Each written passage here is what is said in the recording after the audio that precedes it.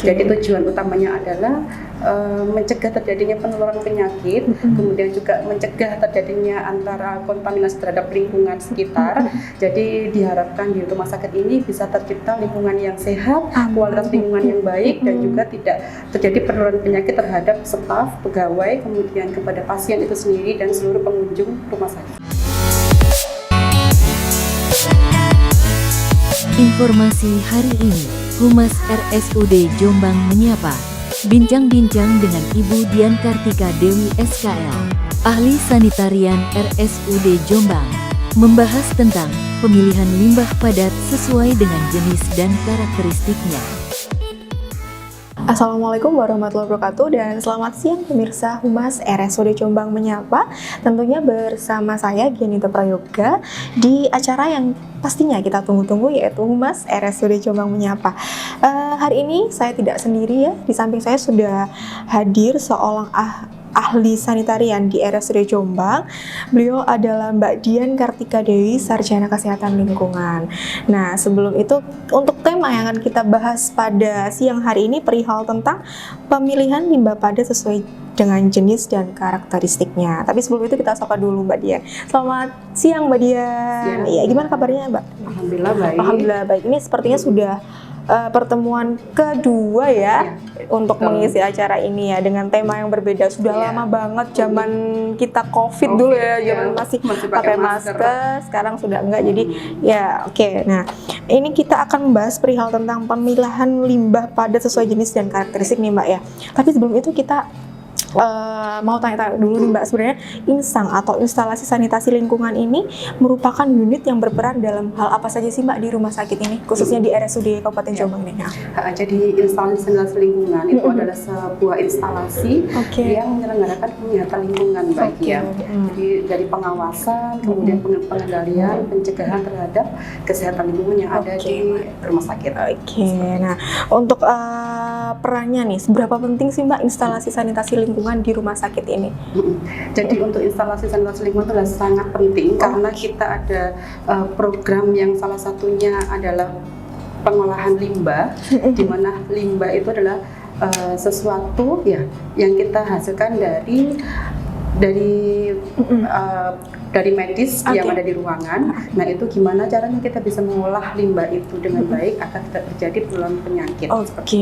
Nah, salah satu peran Insang ini kan berarti untuk mencegah penyebaran penyakit juga, kemudian melindungi kesehatan petugas medis dan masyarakat sekitar, lingkungan sekitar juga ya Mbak. Nah, agar biar lingkungan sekitar tetap bersih, tetap aman. Nah, salah satu langkahnya yaitu adanya pemilihan limbah padat sesuai dengan jenis dan karakteristiknya. Kenapa sih Mbak pemilihan limbah padat di rumah sakit ini sangat penting? Jadi pemilihan limbah di rumah sakit ini menjadi sangat penting karena kita tahu sendiri ya Mbak, kita bekerja dalam wilayah yang resiko tinggi. Betul.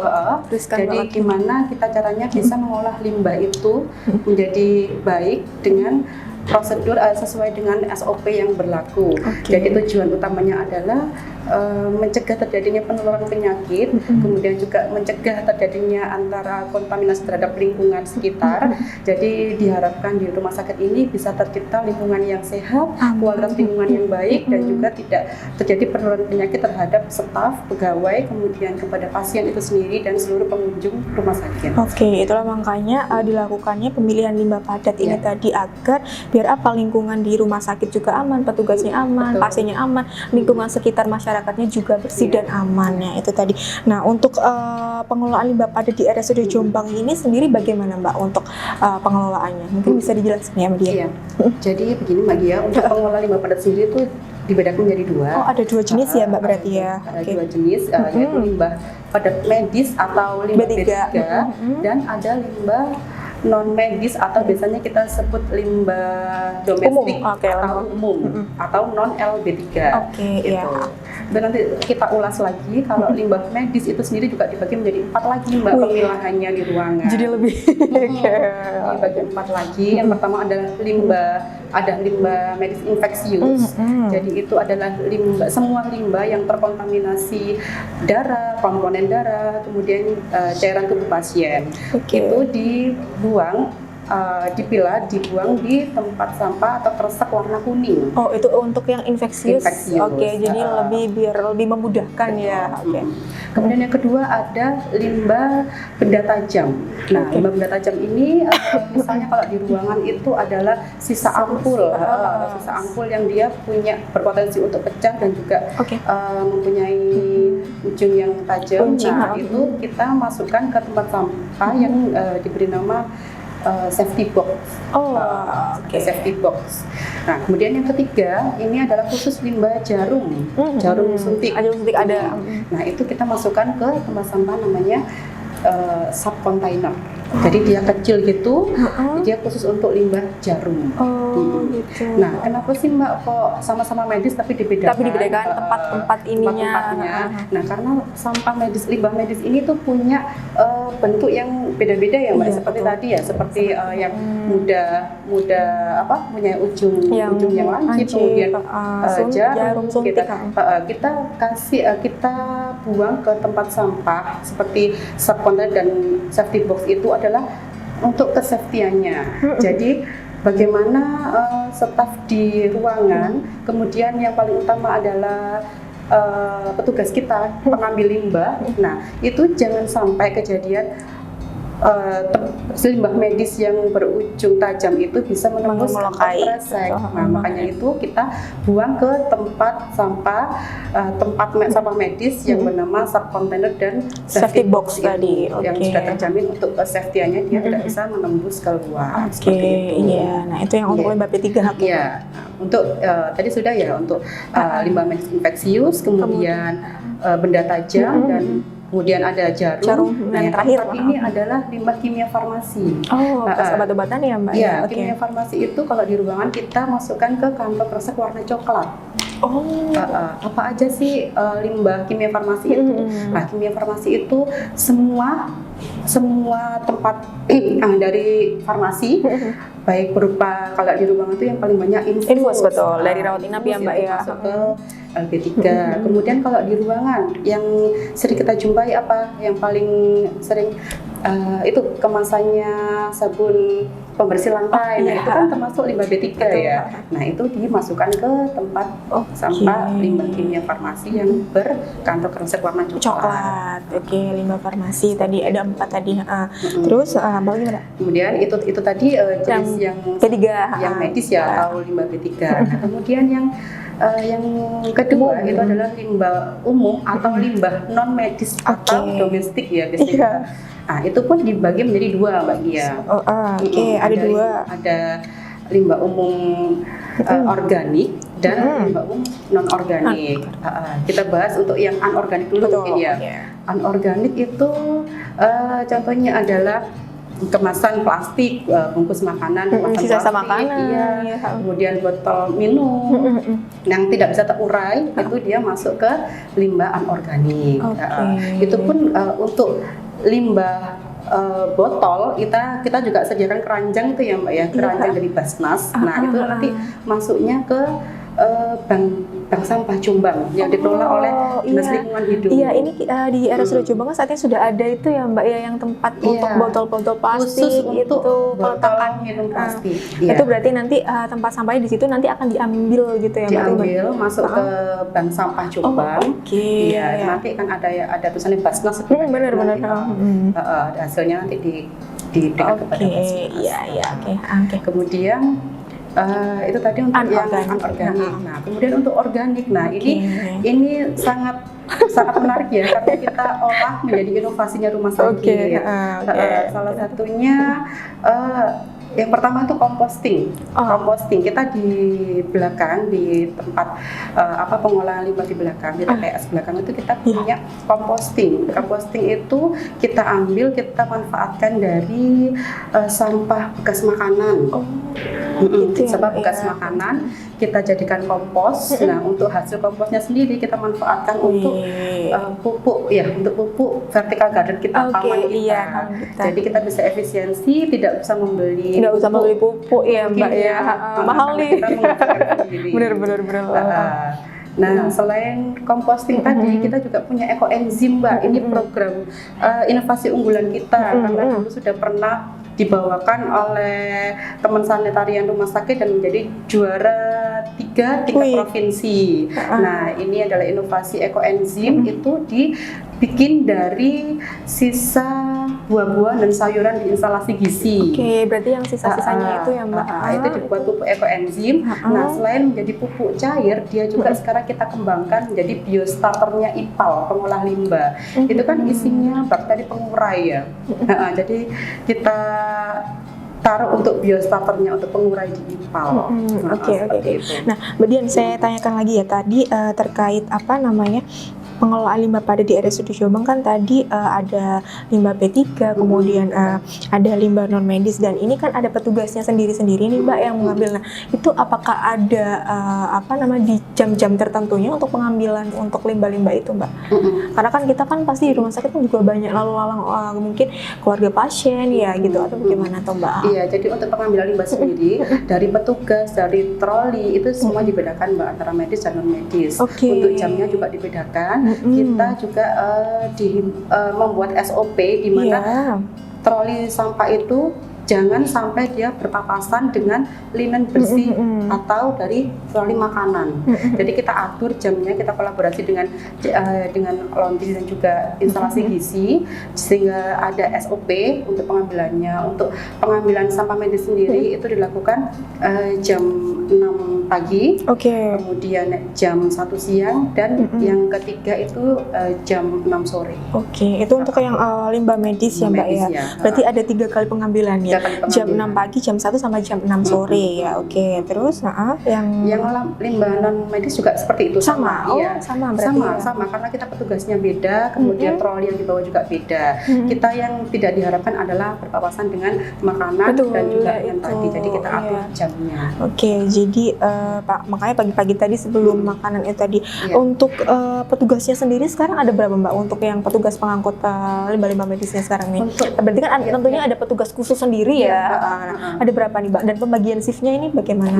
Jadi untuk petugas medis, petugas pengambil limbah medis sekarang ada 4 ya. Ada 4. Ada 4. Jadi pagi ini 3, maaf ada 5, sorry. 5. Jadi pagi itu 3, siang itu ada 1 dan sore ada 1. Kenapa kita kasih di pagi 1? Karena pagi itu kan mengambil limbah yang ada di malam hari ya. Betul. Pasti numpuk ya. Malam hari numpuk di pagi. Jadi mengapa kita kasih pagi yang agak banyak? Karena timbunan limbah juga banyak di pagi hari. Nah mungkin ini kan sedikit membahas tentang pemilihan limbah padat sesuai jenis ini ya Mbak ya. Mungkin bisa dijelaskan sedikit mungkin ya Mbak. Tentunya kan selama Mbak Dian di sini kan pengelola limbah padat ini kan pasti ada standar dan pedomannya ya. Jadi sempat disinggung juga. Mungkin bisa dijelaskan untuk standar dan pedoman atau aturan yang sudah dilakukan oleh tim-tim insang saat ini seperti apa untuk SOP-nya. Mungkin dari segi pemilihannya harus petugasnya harus memakai apa, APD atau bagaimana gitu ya Mbak ya. Jadi untuk pengelolaan limbah di rumah sakit sendiri kita kita pakai standar regulasi nasional ya, Permenkes 2 tahun 2023 tentang kesling, tentang kesehatan lingkungan. Kemudian setelah itu kita juga punya kebijakan tentang pengolahan limbah B3. Nah, kebijakan juga turun ke pedoman, ada pedoman tentang pengolahan limbah. Kemudian turun ke SOP. SOP sendiri ada SOP pengolahan, ada SOP pengangkutan, sampai ke pengangkutan oleh pihak ketiga pengolah limbah yang berizin Kemen LH itu.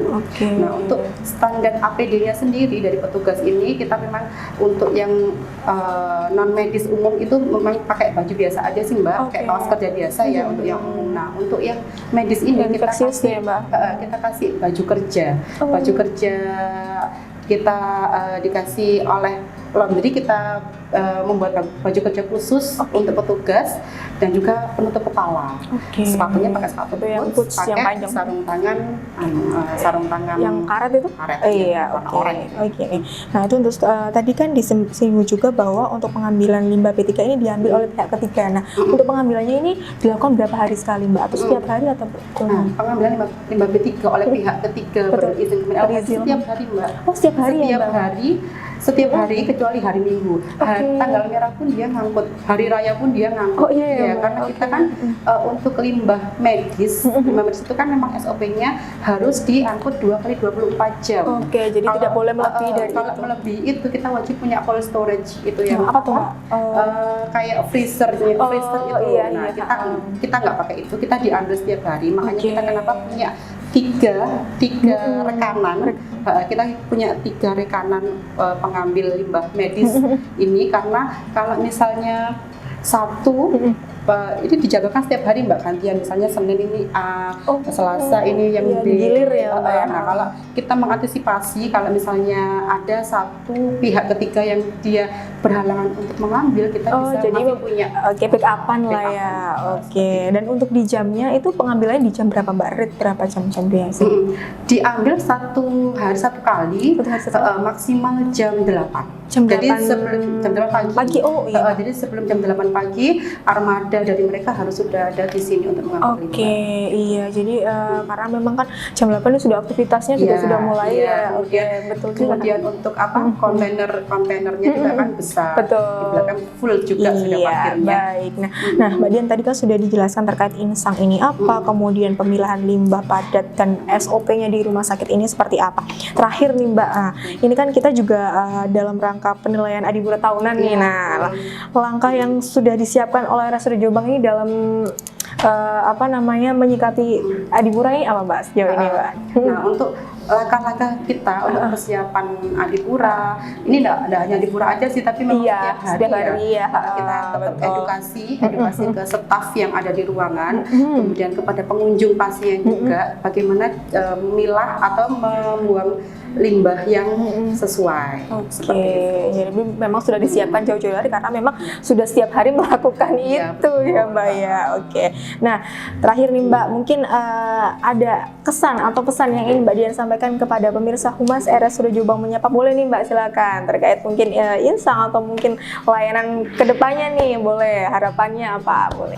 Jadi saya itu sih Mbak, lebih ke mengedukasi masyarakat ya. Kenapa? Karena timbunan limbah, timbunan sampah sekarang itu kita bisa lihat di TPA. TPA kalau di sini itu Banjardowo ya, TPA-nya orang Jombang itu ya, sudah membunuh semua TPA di Indonesia. Mbak, Jadi alangkah baiknya kalau kita bisa melakukan pemanfaatan terhadap limbah yang kita hasilkan. Contohnya seperti sisa makanan tadi untuk composting. Nah, seperti itu juga mengurangi pemakaian kresek. Jadi kita belanja pakai tas yang bisa dipakai nggak sekali buang. Nah, itu sih yang lebih ditekan ke masyarakat, karena sekarang global warming sudah bukan lagi ancaman tapi sudah kita rasakan. Ya, jadi itu sih. Nah, mungkin apakah ada nih tutorial nih cara membuat composting dari teman-teman instalasi sanitasi lingkungan nih? Mungkin ada nggak Mbak tuh kayak gitu tuh? Ada sih di YouTube ada ya. Kemarin waktu ada baksos, Nakesla yang di depan itu kita juga membagikan brosur plus juga produk ekoenzim kita. Berarti artinya masyarakat Humas RSUD Jombang Menyapa ini bisa mengakses gitu ya, mungkin melihat tutorialnya cara membuat composting atau ekoenzim ini bisa ya gitu.